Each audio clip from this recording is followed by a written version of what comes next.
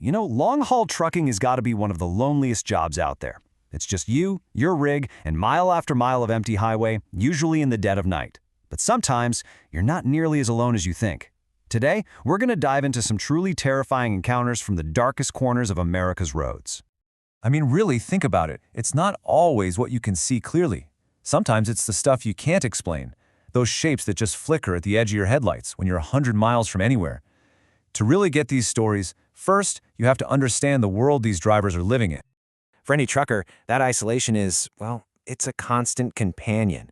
Hours just blend into days with nothing but the drone of the engine and whatever is bouncing around in your own head. It becomes this insane mental marathon, a psychological test just as much as a physical one, and that can really wear you down. This quote, it comes from a young trucker, and man, it just hits the nail on the head. It perfectly captures that mental battlefield. Because when you're tired, you're isolated, and you're already on edge, that's when the road starts playing tricks on you. Or maybe what you're seeing isn't a trick at all. Okay, so for our first story, let's head out to the Mojave Desert back in 2017. Picture this. It is pitch black darkness in every single direction. We've got a 15-year veteran trucker pushing through the night. His headlights are kind of dim, and he's really straining to see the road ahead.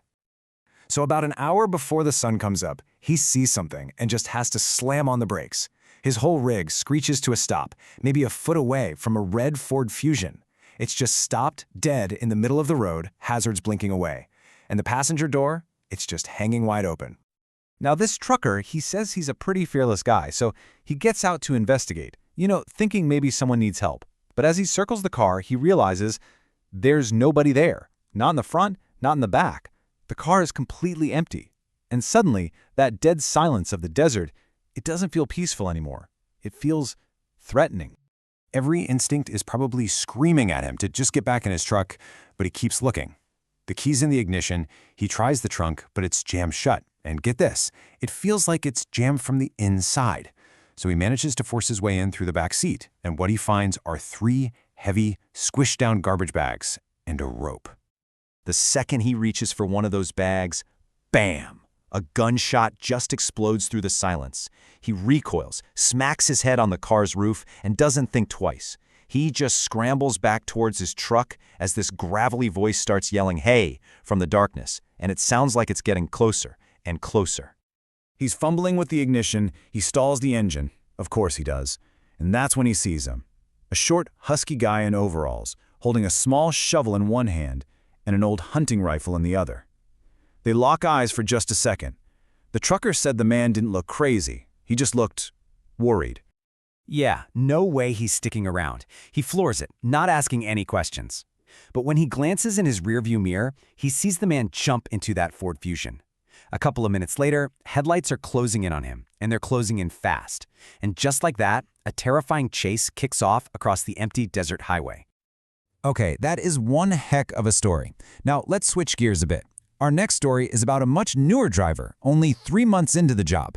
He's absolutely exhausted, deep into a 12-hour haul, and he just pulls into the very first service stop he can find, somewhere in the middle of Ohio, desperate for some caffeine. All he wanted was a quick coffee, an energy drink, anything.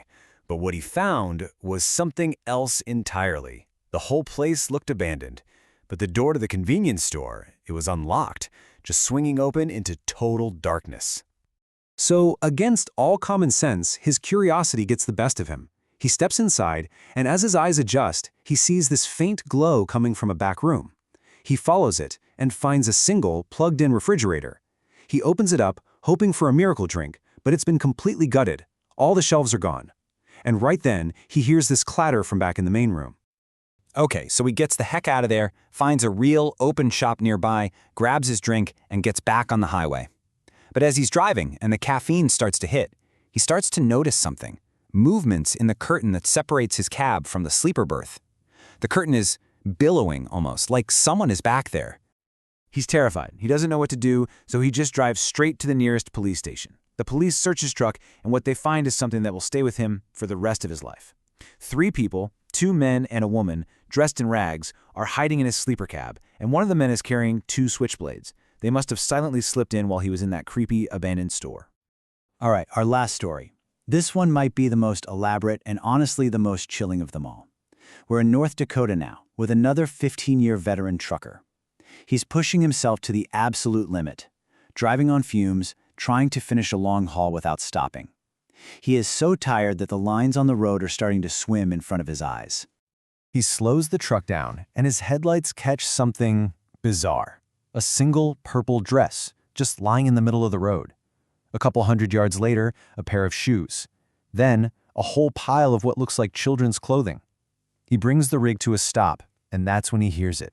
A child screaming from the dark woods right beside the highway. So he's completely torn, right? Every bone in his body is screaming that this is a setup, that this is a trap. But the thought of a kid out there in danger, it's too much to ignore. He gets out of the truck to check out the pile of clothes, his head on a swivel, listening to the sound of crunching leaves coming from both sides of the road. He makes a run for it, back to the safety of his cab, his heart just pounding. But just as he reaches the door, another scream rips through the woods. It's a horrifying sound, but something about it feels off.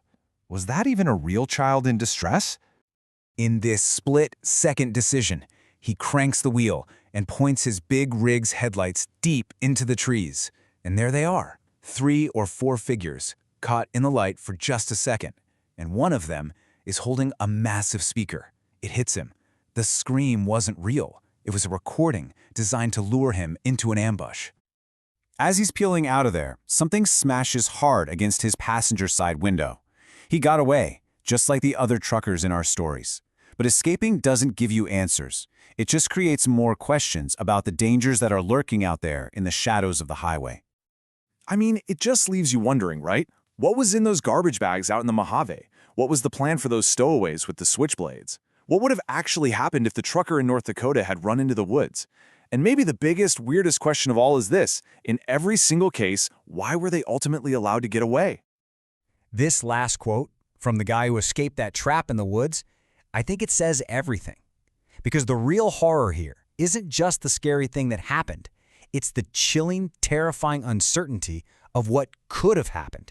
It's a stark reminder that on those long, lonely highways, sometimes the greatest danger is the one you can never, ever explain.